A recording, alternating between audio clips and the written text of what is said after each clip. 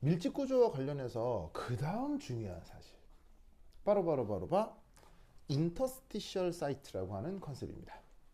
단어가 조금 어렵죠. 평소에 잘 안 보던 단어인데 이걸 이제 어떻게 번역하느냐? 우리말 번역으로 틈새 자리 이렇게 번역합니다. 틈새 자리. 그런데 한때는 어떻게 번역하기도 했냐면 틈새 구멍 뭐 이렇게 번역하기도 했거든요. 근데 사실 우리가 보통 일상생활에서 한국어로 구멍이라는 표현이 좀 긍정적으로 쓰입니까? 부정적으로 쓰일 때가 많습니까? 예를 들면 축구하는데 막 못하는 애들 그런 자리 구멍이라고 하잖아요. 뭐 그런 말 쓰잖아요. 그래서 한국어로 구멍이라는 말 자체가 약간 좀 부정적이어서 틈새 구멍으로 번역했다가 다시 요즘은 틈새 자리로. 무슨 말 알겠어요? 사실은 이런 전문 용어 번역이 저렇게 왔다 갔다 하는 건 좋은 거예요? 매우 불편한 거예요?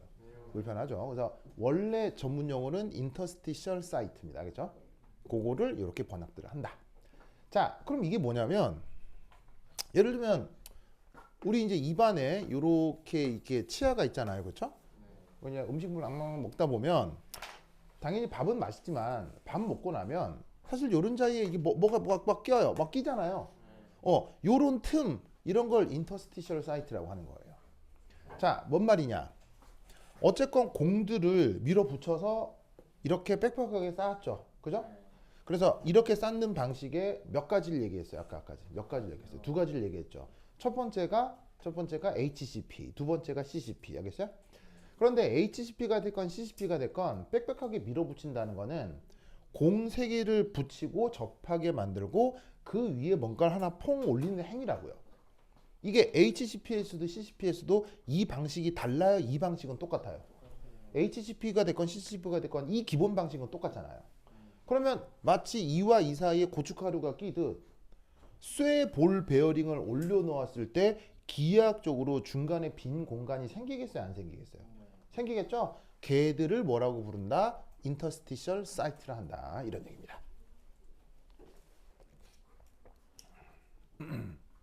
뭔 말인지 아시겠죠? 알겠죠?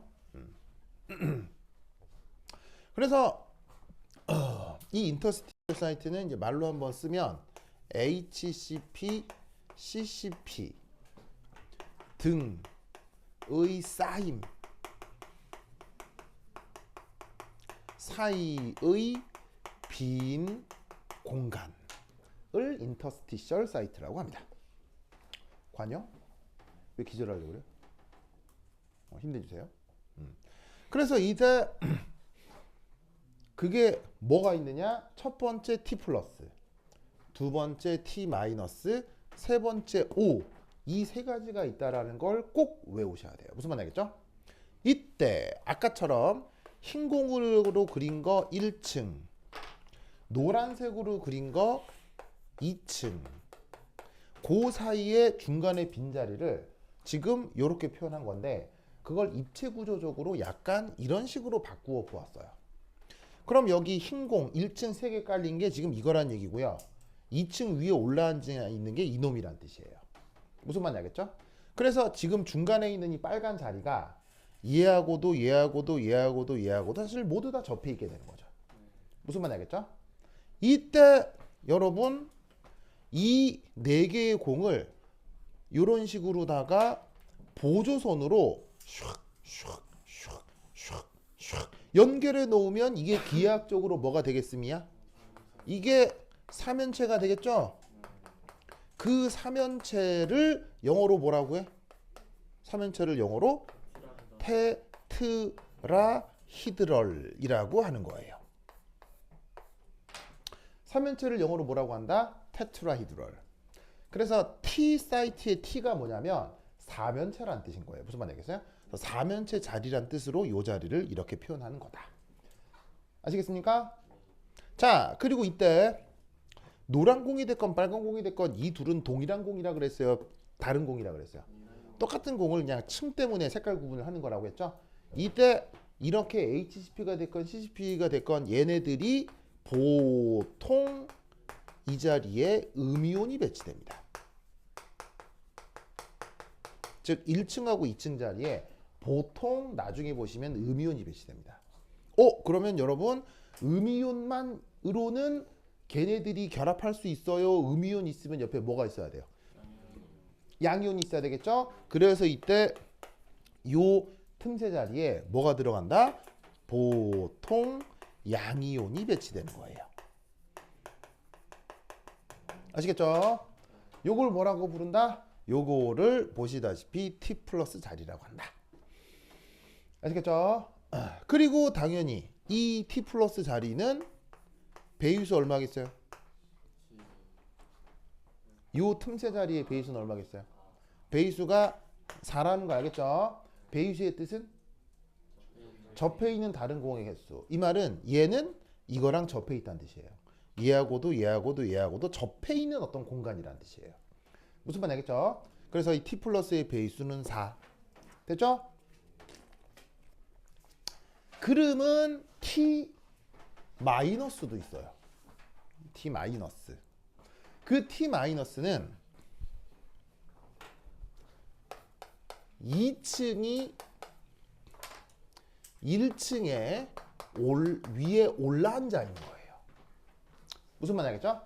그걸 이렇게 입체 구조로 표현한 겁니다. 됐습니까? 자, 여기서도 짜잔, 뭐가 나타납니까?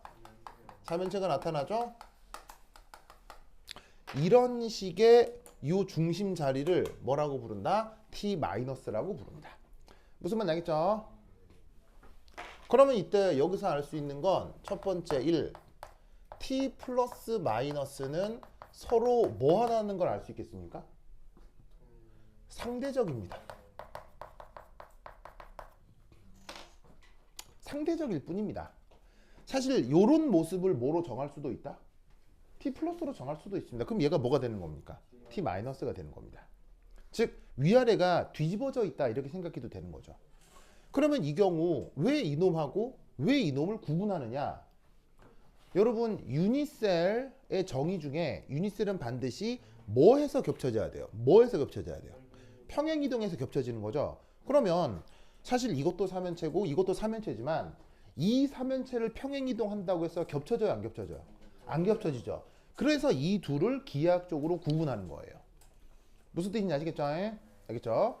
그런데 나는 결정 구조가 내 전공이거든요. 이게 내 전공이에요. 알겠어요? 그럼 나 같은 전공자는 이 T 플러스하고 T 마이너스를 구분하겠지만 이걸 전공하지 않은 교사들도 있겠죠. 그러면 그런 경우는 어떻게 되냐면 구분 없이 T 플러스 마이너스 모두 그냥 사면체 자리라고 할 수도 있습니다.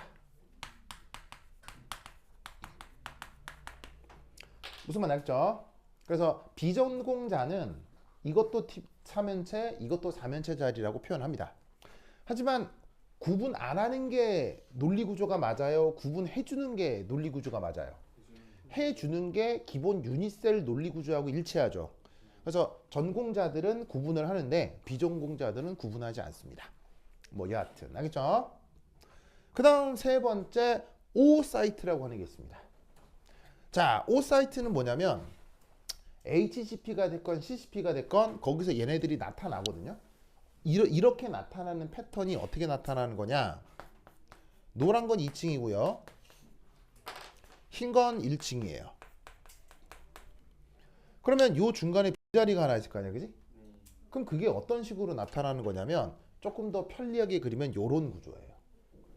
그럼 얘가 어떻게 생겨먹은 거냐? 이겁니다. 자, 보세요. 짠, 짠, 짠, 짠.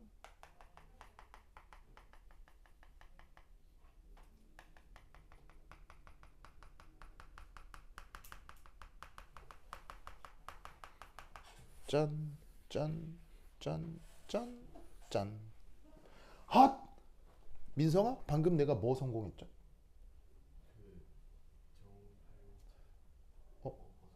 관영아, 내가 방금 뭐 성공했죠?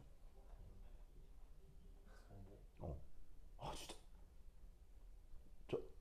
홍아? 내가 방금 홍이 내가 지금 이 관영이한테 이거 얼굴이 가려가지고 홍이 안 보려고 안 보여가지고 내가 홍아 너 홍이 숨어봐 와 홍이 와 진짜 내가 좀 그 홍이 얼굴 좀 보면 안 돼요? 진짜 진짜 홍이 역시 피카소 남달라 홍아 내가 방금 뭐 성공했어요? 아하 석연아 내가 방금 뭐 성공했어요? 한붓 그리기 성공했잖아. 한붓 그리기. 쫀쫀쫀쫀쫀쫀쫀쫀쫀쫀쫀쫀 한붓 그리기. 이거 한붓 그리기 됩니다 이거. 알겠어요? 여하튼 이렇게 그려놓은 이놈 구조가 뭡니까? 팔면체입니다. 자 여기 잘 보세요. 여기 2층에 공 3개 있죠. 이게 정팔면체 구조에서 요놈이 되는 겁니다. 알겠죠? 1층에 3개 깔려 있죠. 그게 정팔면체 구조에서 요 3개의 꼭지점이 되는 겁니다. 아시겠죠? 팔면체를 영어로 옥타히드럴이라고 합니다. 그래서 줄여서 뭐? 오사이트. 알겠죠? 석연 왜 기절하려고 그래요? 진짜. 자 봅시다. 그러면 이때 아까 말씀드렸다시피 1층 공이건 2층 공이건 보통 이 자리에 어떤 이온들이 배치된다고요? 보통 음이온들이 요 공들에 배치됩니다. 알겠죠? 그럼 요 중간에 있는 틈새 자리에 뭐가 들어간다는 얘기겠어요? 양이온이 들어간다라고 생각하시면 돼요. 어쨌거나 요 양이온의 배위수가 있다면 얼마겠어요? 6이라는 거 알겠죠? 얘는 이 상태에서 얘 6개 공들이랑 접하게 되는 겁니다. 됐죠? 그래서 지금 언급하고 있는 클로즈 패킹. 클로즈 패킹 지금 누구하고 누구 얘기했어요? 클로즈 패킹 누구하고 누구 얘기했어요? HCP, CCP라는 거예요. 그럼 지금 여기서 얘기하는 T 플러스 T 마이너스 O는 이 둘 다에서 어떻게 나타난다는 거예요? 이 둘 다에서. 둘 다에서 다 나타난다는 거예요. 여기서도 3개, 여기서도 3개. 알겠죠? 명심해야 돼. 명심 알겠죠? 이때 진짜 중요한 거. 오늘의 하이라이트. 바로 뭐냐? CP에서는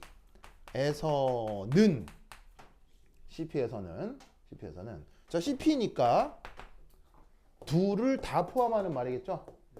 CP에서는 어떻게 되냐면 공 한 개당 T 플러스 T 마이너스 5 각각 한 개씩 존재합니다. 저거 너무 중요합니다. 이것만 외우면 사실 모든 결정 구조 전부 다 설명할 수 있습니다. 자, 아까 HCP가 됐건 CCP가 됐건 그려진 그림이 다라 그랬어요. X, Y, Z 무한히 확장된다고 했어요. X, Y, Z 무한히 확장된다고 했죠. 그럼 그 무한히 확장된다고 하면 사실 결정 구조에서 공은 몇 개 있어요. 결정 구조에서 X, Y, Z로 무한히 확장되면 공 몇 개 있는 거예요. 공 무한개 있는 거 아니에요. 그럼 사실 T 플러스 T 마이너스 5도 다 몇 개씩 있는 거예요. 무한개씩 있는 거 아니야. 그럼 무한개 있는 거 다 세가지고 개수비 가능해 불가능해? 무한개를 못 세잖아. 근데 기가 막히게도 기하학적으로 어떻게 된다? 공이 하나가 있잖아. 하나마다 한 개가 다 하나씩 있어요. 1대1대1대1이라고 알겠어요? 무조건 1대1대1대1이야. 얘도 무한개, 얘도 무한개, 얘도 무한개, 다 무한개인데 기가 막히게도 그 비율이 1대1대1대1이는 거야. 알겠죠? 이게 고체 결정 구조를 파악하는 가장 중요한 사실이에요. 알겠죠? 다시 한번 얘기하지만 이 사실 어떻게 해야 되겠어요? 외워야 되겠죠? 증명될까요? 안 될까요? 증명 당연히 됩니다. 증명은 나중에 하도록 하겠습니다. 다음 시간이요. 무슨 말 알겠죠? 근데 증명이 중요한 게 아니라 저 사실이 중요해요. 외워야 되겠죠? 오케이, 됐다.